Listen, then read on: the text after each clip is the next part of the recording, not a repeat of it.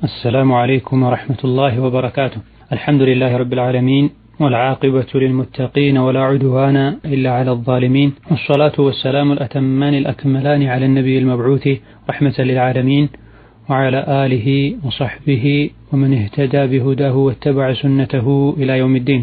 أما بعد، كرمضاننا كسوم ጋር የተያዙ የተለያዩ ጥያቄዎችን የምንመልስበት ፕሮግራማችን ነው።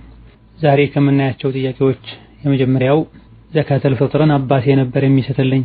አሁን አባቴ ወደ አኺራ ሄዷል። እኔ የወንድሞቼንና የእህቶቼን መክፈል እችላለሁ ነው የሚል። ወንድምና እህቶች ለአካለ መጠን ያልደረሱና የግላቸውን ኑሮ መኖር ያልጀመሩ ከሆነና የእነሱን ወጪ መሸፈንና እነሱን መንከባከቡ ያንቺ ግዴታ እስከሆነ ድረስ ነዓም ዘካተል ፍጥራቸውን ማውጣት ትችያለሽ። የግላቸውን ኑሮ የሚኖሩ ከሆነ ግን እነሱ አውጭልኝ ብለው መወከል ይጠበቅባቸዋል። ሁለተኛው ጥያቄ የባለቤቴ ወንድም አያቱ ጋር ነው የሚኖረው። የሱን ዘካተል ፍጥር አያቶቹ ናቸው ማውጣት ያለባቸው ወይስ ወንድሙ ነው ማውጣት ያለበት? ለአካለ መጠን ካልደረሰና የግሉ ስራ ከሌለው የሚኖረው ከወንድሙ ከሆነ ወንድሙ ያወጣለታል። የሚኖረው ከአያቱ ከሆነ ደግሞ አያቱ ያወጣለታል። ሶስተኛው ጥያቄ የዘካተል ፍጥርን ላጎቴ ልጆች የቲም ናቸው ለነሱ መስጠት እችላለሁ ነው ምን? የቲም ቢሆኑም ባይሆኑም ምስኪንና ደሃ ከሆኑ ዘካ የሚገባቸው አቅመ ደካሞች ከሆኑ ይሰጣቸዋል። ሰደቃንም ይሁን ዘካን ለዘመዶች መስጠት ዝምድና መቀጠልም ሰደቃም ጭምር ነው የሚሆነው። በመሆኑም የተቸገሩና በመሰረቱ ለነሱ ዘካ መስጠት በሸሪዓው የሚፈቀድ የሆኑ ዘመዶች ካሉ ዘካተል ፍጥርን ዘካተል ማልን ለነሱ መስጠት ይቻላል። የቲም ከሆኑ ደግሞ አጅሩ በላጭ ይሆናል፣ በተለይ ሌላ ሚንከባከባቸውና ይጠብቃቸው ሰው ከሌለ።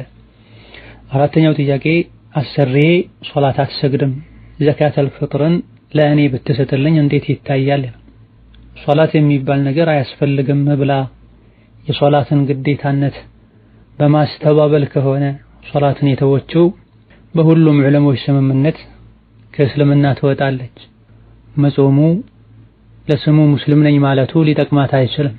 የሶላትን ዋጅብና ግዴታነት የምታመን ከሆነና አንዳንዴ እየሰገደች ሌላ ጊዜ የምትተው ከሆነ ካፍር አይደለችም። ሰደቃ ለራሷም ይሁን ለሌሎች ሰዎች ብትሰጥ ችግር የለውም ማለት ነው። ዘካተል ፍጥሩን አውጪልኝ ተብላ ወይም ላውጣለሽ ብላ አሳውቃ እስካወጣቸው ድረስ ሙሉ በሙሉ ከሆነ ሶላት የማሰግደው የኢማም አህመድና የበርካታ አደጋ ቀደምቶች አስተያየት የሶላትን ግዴታነት ብታምን እንኳ ከእስልምና ትወጣለችና ሙስሊም ያልሆነ ሰው የከፈረ ሰው ሰደቃው ተቀባይነት የለውም። ለራሱም የሰጠው ይሁን ለሌሎች ብሎ የሰጠው ማለት ነው። በመሆኑም ሁኔታዋን በማጣራት ጭራሽ የማሰግድ ከሆነ ዘካተል ፍጥሩ ተቀባይነት አይኖረውም፣ እንደ አዲስ ማውጣት ተገቢ ይሆናል። አንዳንዴ የሰገደች ሌላ ጊዜ የምተው ከሆነ ዘካተል ፍጥሩ ትክክል ይሆናል እንላል። አምስተኛው ጥያቄ ዘካተል ፍጥርን ቤተሰቦቼ ነበር የሚያወጡልኝ፣ የዛሬ ዓመት ላይ ያወጡልኝ መስሎኝ ስጠይቃቸው እንዳላወጡልኝ ነገሩኝ። እኔም ረመዳን ካለፈ በኋላ በሰደቃ መልኩ ሰጠሁ። ይህ እንዴት ይታያል? ወይስ ከአሁኑ ጋር መስጠት ነው ያለብኝ? ዘካተል ፍጥር ወቅቱ የዒድ ቀንና ከዒድ ቀን 2 ቀናት ቀደም ብሎ ቢሆንም ባለማወቅ ባለመቻል የተለያዩ ምክንያቶች ከዒድ በፊት መስጠት ያልቻለ ሰው እንደተመቸውና እንደቻለ መስጠት ይጠበቅበታል። በኋላ ላይ በሚሰጥበት ጊዜም እንደ ተራ ሰደቃ ሳይሆን ተነይቶ መሰጠት ያለበት እንደ ዋጅቡ ዘካተል ፍጥር ተነይቶ መሰጠት አለበት። በመሆኑም ጥያቄው ላይ ካለፈ በኋላ በሰደቃ መልኩ ሰጠሁ የሚለው እንደ ተራ ሰደቃ ተነይቶ ከሆነ ነዓም እንደገና መሰጠት አለበት። የዘካተል ፍጥር ሰደቃ ተብሎ ተነይቶ ከሆነ ምንም ችግር የለውም። ከዚህ ረመዳን ዘካተል ፍጥር ጋር ዘግይቶ መስጠትም አይደለም ተገቢው። ትክክል አለመሆኑን ካወቁ ወዲያውኑ ማድረግ ነው የሚጠበቅበት። ስድስተኛው ጥያቄ ዘካተል ፍጥርን ለተቸገሩ አክስቴና ለእህቶቼ መስጠት እችላለሁ ነው የሚል ነው። አክስትም ትሆን ልጆቿ እንደዚሁ ያጎት ልጆች አጎት ልጆች ከተቸገሩና ዘካ የሚገባቸው ሰዎች ከሆኑ ይሰጣቸዋል። የእህቶችን በተመለከተ የግላቸውን ህይወት የሚኖሩና ሌላ ሰው ወጪያቸውን የሚሸፍን ከሆነ ቢሰጣቸው ችግር የለውም ከተቸገሩ። የሚኖሩት ከቤተሰብ ጋር ሆኖ ቤተሰብን የሚረዳውም ጥያቄውን የጠየቀው ሰው ከሆነ ለእህቶች ዘካተል ፊጥር አይሰጥም፣ ከዋናው ገንዘብ ነው የሚሰጠው። ወጪውን መሸፈን ግዴታ የሚሆንብንን ሰው ወጪ ከዘካ ሳይሆን መሸፈን ያለብን ከዋናው ገንዘባችን ነው። ከዘካ ያደረግነው እንደሆነ የራሳችንን ገንዘብ ለራሳችን እንደተጠቀመን ነው የሚቆጠረው። ሰባተኛው ጥያቄ የዘካተል ፊጥርን በብር ቀይሮ ለመስጂድ መስጠት ይቻላል ነው? ነብዩ አለይሂ ሰላቱ ወሰላም ዘካተል ፊጥርን ዋጅብ ያደረጉትና የደነገጉት በእህል ነው። ሰዎች በያሉበት ሀገር ከሚመገቡት ምግብ እንዲወጣ ነው ያዘዙት። የዘካተል ፊጥር እህልም ለምስኪኖች ቀለብ እንዲሆን የተደነገገው ከፋረተን ሊሷኢሚ ወጡዕመተን ሊልመሳኪን ተብሏል። ዘካተል ፊጥር የተደነገገው ለጾመኛ የጥፋቱ መካሻ የሆነው ዘንድ ለምስኪኖችም ምግብ ይሆን ዘንድ ነው የተባለው። ስለዚህም ዘካተል ፊጥር ለመስጂድና ለመሰል ነገሮች አይውልም። የምስኪኖች የአቅመ ደካሞች ሐቅ ነው። በዒዱ ዕለት እንዳይቸገሩ የሰው እጅ እንዳያዩ ከቤት ወጥተው ምግብ ፍለጋ እንዳይዞሩ ተብሎ ነው ዘካተል ፊጥር የተደነገገው። በዚህ ዕለት ከቤት እንዳይወጡ ምግብ አብስለው እንዲበሉ ምግብ ነው ሊሰጣቸው የሚገባው። ወደ ገንዘብ ቀይሮ ለሌላ ዓላማ ማዋልም አይቻልም። ለምስኪኖች ለራሳቸውም ቢሆን ጥሬ ገንዘብ መስጠት አይቻልም።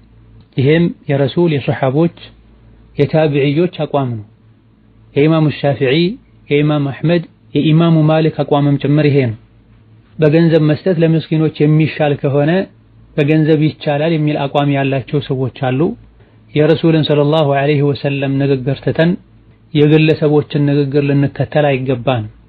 ባለንበት ጊዜ ከዚህ ሁሉ ከገንዘብ ሁሉ አልፎ የሞባይል ካርድ ገዝታችሁ ላኩ እየተባለ ነው። ልብስ ገዝታችሁ አልብሱ እየተባለ ነው። አዳዲስ ነገሮችን ከመፍጠር ተጠንቅቀን ነብዩና ሷሐቦችን ልንከተል ይገባል። ነብዩ ዘካተል ፊጥር ያወጡ የነበረው አውጡ ብለው ያዘዙት ከቴምር፣ ከስንዴ፣ ከዘቢብ መሰል ከሆኑ በሀገሩ ሰዎች ከሚመገቧቸው እህሎች ነው። ለምስኪኖች ገንዘብ መስጠት የሚሻል እንኳ ቢሆን ነብዩ ያውቁት ነበር። አላህ አውቆት ይደነገግ ነበር። ኸይር ሁሉ ያለው ነብዩና ሷሐቦችን በመከተል ነው። ለነሱ የበቃቸው ሊበቃን፣ እነሱ በሄዱበት ልንሄድ፣ እነሱ የቆሙበት ጋር ልንቆም ይገባል። ስምንተኛው ጥያቄ ዘካተል ፊጥር ለአንድ ሰው ስንት ኪሎ ነው የሚወጣው የሚል ነው። ዘካተል ፊጥር በኪሎ ከ2.5 እስከ 3 ኪሎ ባለው ነው የሚወጣው። እንደ እህሉ ሊለያይ ይችላል። አንዳንድ የእህል አይነቶች 2.5 ሊሆኑ ይችላሉ፣ ሌሎች 2.40 ሊሆኑ ይችላሉ፣ እስከ 2.70 ግራም ሊሆኑ ይችላሉ። ከ2 ኪሎ ተኩል እስከ 3 ኪሎ ግራም ማውጣቱ የተሻለ ነው። አንዳንድ አካባቢዎች ላይ በግምት በጣሳ ብቻ እየሰፈሩ የሚሰጡበት ሁኔታ አለ። ጣሳው 2 ኪሎ ተኩል 3 ኪሎ የሚይዝ መሆኑ ከተረጋገጠ ምንም ችግር የለው። ወይም ደግሞ 1 ኪሎ የሚይዝ መሆኑ ከተረጋገጠ ለአንድ ሰው 3 ጣሳ 2 ጣሳ ከግማሽ ቢሰጥ ምንም ችግር የለው። ሌላ ጊዜ ደግሞ እጃቸውን ሳያስተካክሉ እፍኛቸው ሙሉና ትክክል ሳይሆን በእጃቸው ያፈሱ በግምት የሚሰጡ ሰዎችም አሉ። ለእያንዳንዱ ሰው 4 እፍኝን የሚሰጠው በመካከለኛ እጅ ባለው ሰው እፍኝ ነው ሊሆን የሚገባው። ወሀከዛ የምንሰጠው እህልም ንጹህ ሊሆን ይገባዋል። በቆሻሻ ተሞልቶ ኪሎ የሚያነሳው ቆሻሻው ሊሆን አይገባውም። አላህ ንጹህ ነው፣ ንጹህ ነገር እንጂ አይቀበልም ተብሏል።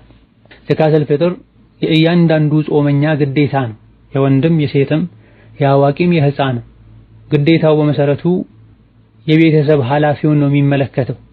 አንድ አባወራ ከሱ ጋር የሚኖሩ ልጆቹን የባለቤቱንና የነፍሱን ጨምሮ እንደዚህ ወላጆችም ከሱ ጋር ካሉ የነሱንም ጭምር ሊያወጣ ይገባዋል። እሱ ከሌለ እሱን ተክቶ ቤተሰቡ የሚመራው ሰው ለሁሉም ሊያወጣ ይገባዋል። ስደት ዓለም ላይ በተለያዩ ምክንያቶች ከቤተሰብ ርቆ የሚኖር ሰው በጾመበት አካባቢ ለራሱ ቢያወጣ የተሻለ ነው። ካልሆነ ሌላ ሀገር ላይ ያሉ ቤተሰቦቹ ቢያወጡለት ችግር አይኖርም። እሱም ደግሞ ባለበት ሀገር ላይ የቤተሰቦቹን ቢያወጣ ችግር የለው። አባቱ ካለ ከሱ ይልቅ የቤተሰብ ኃላፊነት ያለበት ሰው ካለ አሳውቆትና አስፈቅዶት ማለት ነው። ከዑስማን ኢብኑ አፋን እንደተነገረው ማህፀን ላይ ላለ ጽንስ ሁሉ ዘካተል ፍጥር ይወጣል። አቅመ ደካማ የሆኑት ሁሉ ዘካተል ፍጥር ተቀብለው ከተቀበሉት ዘካ ለነፍሳቸው ዘካተል ፍጥር ያወጣሉ፣ በዕለቱ ከሚበሉት የተረፋቸው። ዘጠነኛው ጥያቄ ከ85 ግራም በታች ወርቅ ያለው ሰው ዘካ ይወጅብበታል? ምን ከአሁን ቀደም በተደጋጋሚ እንደተጠቀሰው የዘካ ገንዘብ መነሻው 85 ግራም ወርቅ መግዣ ብር ሳይሆን 595 ግራም ብር መግዣ ገንዘብ ነው። መነሻውን የ85 ግራም ወርቅ መግዣ እናድርገው ካለን ብዙ ሰዎች ዘካ አያወጡ፣ በዛው ልክ ብዙ አቅመ ደካሞች ይቸገራሉ። መነሻውን 595 ግራም ብር መግዛት የሚችል ገንዘብ ያለው ሰው ሁሉ ዘካ ያወጣል። በዚህም ብዙ ሰዎች ለችግራቸው መውጫ ያገኛሉ። በነቢዩ አለይሂ ሰላቱ ወሰላም ዘመን የ85 ግራም ወርቅ ዋጋና የ595 ግራም ብር ዋጋቸው ተመሳሳይ ስለነበረ ነው በብርም በወርቅም የተባለው። ከጊዜ በኋላ ዑለሞች የወርቅና የብርን ዋጋ መለያየት ተከትሎ በወርቅ ነው በብር መሆን ያለበት ብለው ሐሳባቸው ተለያይቷል። ሆኖም ተመራጩና በርካታ ዑለሞች የመረጡት የዘካ መነሻ ዋጋ 595 ግራም ብር መግዛት በሚችል ገንዘብ ነው የሚጀምረው፣ 85 ግራም ወርቅ በሚገዛ ሳንቲም ሳይሆን ማለት ነው።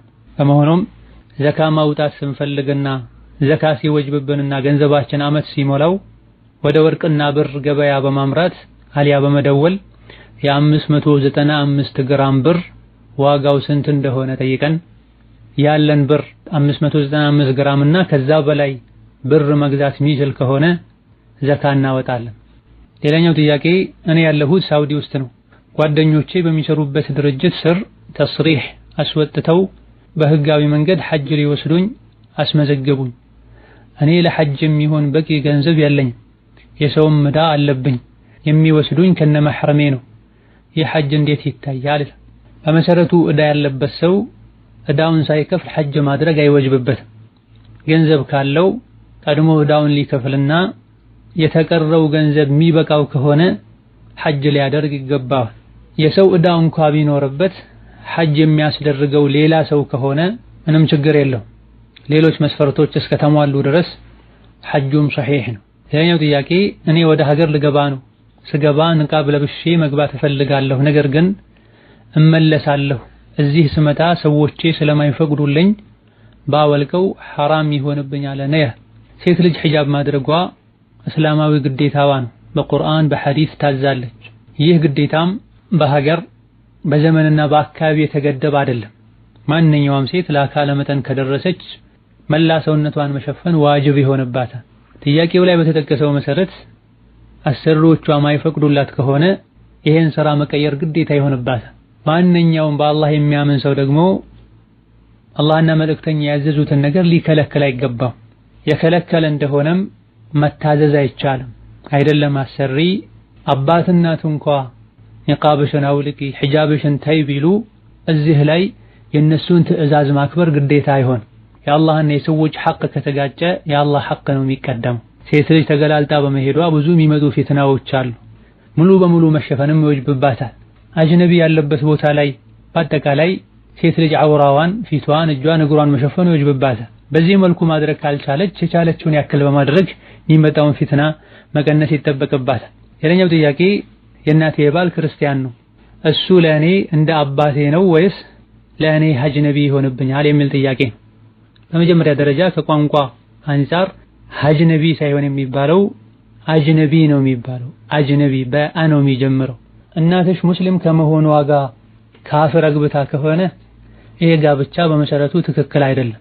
ሙስሊም የሆነች ሴት በየትኛውም መልኩ ካፍር ወንድን ማግባት አትችልም። ወላ ትዘወጁ ሙስሊመቱን ቢካፊሪን ቢአይ ሐል ብለዋል ዑለሞች ረሒመሁሙላህ ተዓላ። ሙስሊም የሆነች ሴት በየትኛውም መልኩ ለካፍር አትዳርም ወይም ካፍርን አታገባም ብለዋል። አላህም በተከበረው ቃሉ ወላ ተንኪሑል ሙሽሪኪነ ሐታ ዩእሚኑ ወላ ዐብዱን ሙእሚኑን ኸይሩን ሚን ሙሽሪኪን ወለው አዕጀበኩም ብለዋል።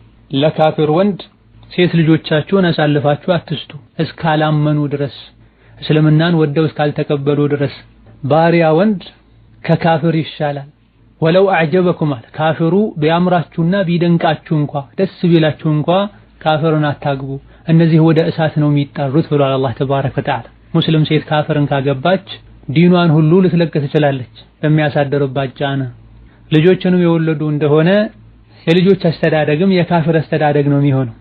ፈኢን ዐሊምቱሙሁነ ሙእሚናትን ፈላ ተርጂዑሁነ ኢለል ኩፋር ላ ሁነ ሒሉን ለሁም ወላ ሁም የሒሉነ ለሁነ ብሏል።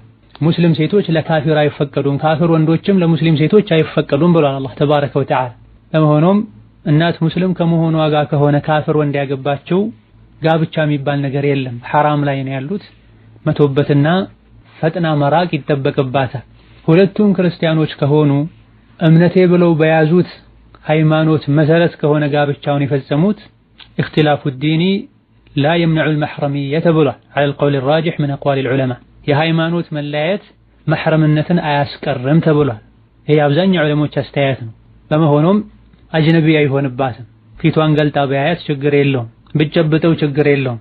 اللهم ኢላ እንደ ኢማም አሕመድ ያሉ አንዳንድ ዑለሞች ካፍር የሆነ ሰው መሕረምነቱ ከመታየትና ከመነካካት አንጻር እንጂ እንደ መሕረም ሆኖ ረጅም ጉዞ ከሱ ጋር መሄድ ግን አይቻልም ብለዋል። አይሁዲ የሆነ ነስራኒ የሆነ ሰው ሙስሊም የሆነች መሕረም ብትኖረው ከሷ ጋር መንገድ አይሄድም ብለዋል፣ በቀላሉ ስለማይታመን። ወላኪን አብዛኞቹ ዑለሞች የመረጡት መንገድም ቢሆን መሕረም ከሆነ ካፍር ጋር አብሮ መሄድ ይቻላል፣ በመጥፎ ማይጠረጠር ሰው ከሆነ። አልመቅሱድ የጥያቄው ምላሽ እናት ሙስሊም ነኝ ያለች ከሆነ ካፍር ያገባችው ኒካህ የላትም። ኒካሁ ትክክል እስካልሆነ ድረስ ደግሞ እሱን ተከትሎ ሊመጡ የሚችሉ ነገሮችም ትክክል አይሆኑም። ሁለቱም ክርስቲያኖች ከሆኑ ጋብቻው በሚያምኑበት እምነት መሰረት ከሆነ የተፈጸመው የእሷ ባል ከሌላ ባል ለወለደቻቸው ሴት ልጆች አጅነቢ አይሆንም። እንደዚሁ ደግሞ እናታቸው ከክርስቲያኑ ባሏ የወለደቻቸው ወንድ ልጆችም ጥያቄውን እየጠየቀች ላለችዋ እህት የዝምድና ወንድሞቿ ይሆናሉ። ብጨብጣቸው አብራቸው ብትቀመጥ ችግር አይኖረውም። የትኛውም መልኩ ግን ሙስሊም ሴት ካፍርን ልታገባ አይገባም፣ ሐራም ነው፣ በዲናችን የተከለከለ። ሐራም መሆኑ ላይም የዲን እስላም ሊቃውንት ተስማምተዋል። ሌላኛው ጥያቄ እኔ ፈጅር አካባቢ ላይ ከባለቤቴ ጋር በስልክ ያወራሁኝ ፈሳሽ ወጣኝ፣ አዛን እያለ ፈሳሹ እየጨመረ ሄደ፣ ጾሙን ቀባ ማውጣት አለብኝ የሚል ጥያቄ ነው። የወጣው ፈሳሽ በስሜትና በንዝረት ከሆነ የዘር ፈሳሽ ነው። ይህ የወጣው ሱብሒ አዛን ከተባለ በኋላ ከሆነ ነዓም ጾሙ ፈርሷል፣ ቀባ መውጣት አለበት። ባልና ሚስትም ተውበት ሊያደርጉ ይገባቸዋል። የወጣው ፈሳሽ በስሜትና በንዝረት እስካልሆነ ድረስ የዘር ፈሳሽ አይደለም፣ መድይ ነው ሊሆን የሚችለው። ይህ ጾም ያፈርሳል አያፈርስም በዑለሞች መሃል ቀጭን ኺላፍ ያለበት ጉዳይ ነው። ራጂሑ ጾም አያፈርስም፣ ነገር ግን የጾሙን አጅር ይቀንሰዋል። ፈጅር አዛን ካለ በኋላ ስሜትን የሚቀሰቅስ ንግግር ሊናገሩ አይገባም ባልና ሚስት፣ በተለይ ራሳቸውን መቆጣጠር የማይችሉ ከሆነ። መግሪብ አዛን ካለበት ሰዓት ጀምሮ የፈጅር ወቅት እስኪገባ ወይም እስኪቀርብ ድረስ ባልና ሚስት የፈለጉትን ቢናገሩና ቢያደርጉ ችግር የለው ሸሪዓውን በጠበቀ መልኩ። አማ አዛን እያለ ይሄን ማድረግ ተገቢ አይደለም፣ ከጾም ዓላማ ጋር ይጋጫል።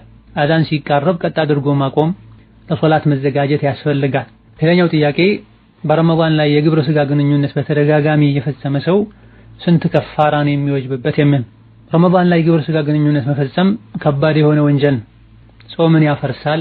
እጅግ በጣም ትልቅ የሚባል ከፋራም ይጠበቅበታል።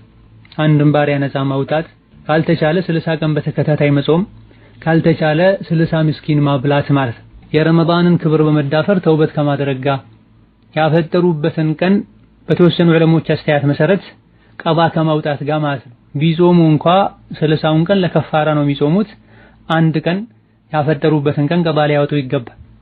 ይህ ስህተት የተፈጸመው በተለያዩ ቀኖች ከሆነ በጥፋቱ ልክ ሌላ ከፋራ ይኖራል። በረመዳን ወር ውስጥ 3 ቀን ያደረገ ሰው 3 ከፋራ ይወጅብበታል። 4 ያደረገ ሰውም 4 ከፋራ ይወጅብበታል። ራሱን መቆጣጠር የማይችል ሰው ጾም ላይ ከባለቤቱ ሊርቅ ይገባዋል። ስሜት ቀስቃሽ የሆኑ ንግግሮችን ከመናገር ሊቆጠብ ይገባዋል። ሌላኛው ጥያቄ ከዚህ ተቀራራቢ የሆነው መጀመሪያ በሌላ ነገር አፍጥሬ ባለቤቴን ብገናኝ ከፋራ ይወጅብብኛል ወይ? አስቀድሞ ነይቶ ያፈጠረው ኋላ ላይ ግብረ ስጋ ግንኙነት ለመፈጸም እስከሆነ ድረስ አዎን ከፋራው አይቀርለትም፣ ወንጀሉም እጅግ በጣም ከፍ ያለ ይሆናል። ኋላ ላይ የተከለከለን ነገር ለማድረግ ብሎ አስቀድሞ በሌላ ነገር ማፍጠሩ ሸሪዓ ያስቀመጠውን ህግ ለማምለጥ ዘዴ መፍጠር ነው የሚሆን። ኢነመል አዕማሉ ብንያት ነው የሚባል። ጠዋት ተነስተው ቁርስ በመብላት ቢያፈጥሩ ያፈጠሩበት ምክንያት በረመዳን በቀኑ ክፍለ ጊዜ አላህ ሐራም ያደረገውን የግብረ ስጋ ግንኙነት ለመፈጸም ብለው ከሆነ ቁርስ የበሉት በአንደኛ ደረጃ ድርጊቱ ራሱ ሐራም ነው። የሸሪዓን ህግ ዘዴ ፈጥሮ ለማምለጥ መሞከር ነው። አላህንም ለማታለል መሞከር ነው። ዞሮ ዞሮ የፈሩትና የሸሹት ነገርም አይቀርም ከፋራ ይወጅብበታል። ማታ ላይ አላህ ፈቅዷል ተባረከ ወተዓላ። አላህ ሐላል ያደረገውን ማያስቀጣውን ትተን ሐራም ያደረገውን የሚያስቀጣውን ስራ ልንሰራ አይገባንም። አላህ ተባረከ ወተዓላ አደብ ይስጠን፣ ቀልባችንን በፍርሃቻው ይምለው። هذا والله تعالى أعلم والسلام عليكم ورحمة الله وبركاته